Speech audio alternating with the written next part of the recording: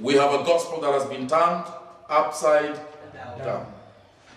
And Christ has been presented in the language of men like John Avanzini, men like Creflo Dollar, men like Kenneth Copeland, men like T.D. Jakes, men like the late Paul Crouch of TBN. You know, Christ has been turned into this superstar who wears designer suits and walks. They say instead of a Mercedes, he actually climbed on a cloud and moved in style in heaven. It's a lot of nonsensical preaching. But there you are. That's religion for you today. It's the American dream clothed in Christian language. And they say, live like a child of the king. No, our king says, I will protect you, but I will protect you through the suffering. And so I say to you, suffering might be God's gift to you. There's a lady who died amongst us in our church here. I think that was early last year, or mid last year, I'm not sure. She was a lovely lady. The Lord converted her out of the faith movement, where she was being told about health and wealth and things like that, and she joined us, and the Lord began to teach her. And in the teaching, she grasped the faith, she understood the faith. And one time she told me, I'm happy to be where I am because I have a treasure in a kingdom that is to come. By the way, she suffered a deadly disease, which was permanent. I won't say what. Permanent with her. But she said, it doesn't matter. If I die, I die. If I live, I live. If I live, it's for the glory of God. Well, I preached in a funeral and I was so happy. Preaching in the funeral. I knew she's a believer in Christ. By the way, the very last words she said to her mother-in-law were words of faith. Words of strength. She said, mother-in-law, don't worry about my baby. By the way, she died with a 3-week-old baby. She had just given birth. Don't worry about that child. God will take care of him. And don't worry about me. I've longed to see the Father for a very long time.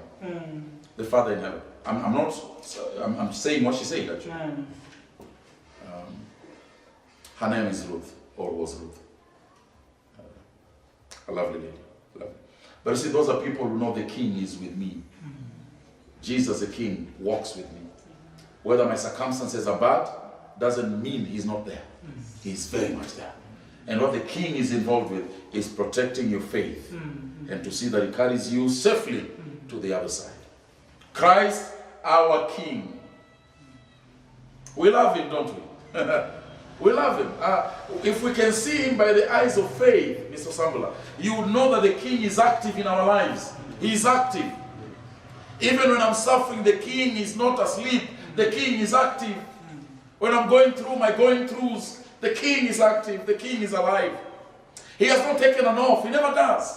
He never does. He never steps out of the situation. He always is in the situation. Whether I walk in a fire created by Nebuchadnezzar, a fire that burns more than 7 times its fierceness, the King will be the 4th person with me in the fire. He'll always be there. Whether they are stoning me like they were stoning Stephen, if I can only look up and open my spiritual eyes, I will see the King. And how do I see him? Is he seated? No. Was he sitting?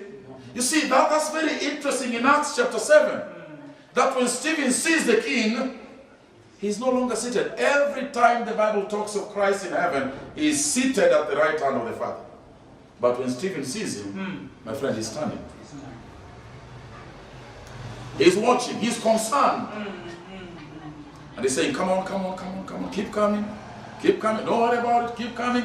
Forget what they do. Keep coming. Keep coming. And sometimes we focus on the wrong thing. And Stephen says, I see the Son of Man.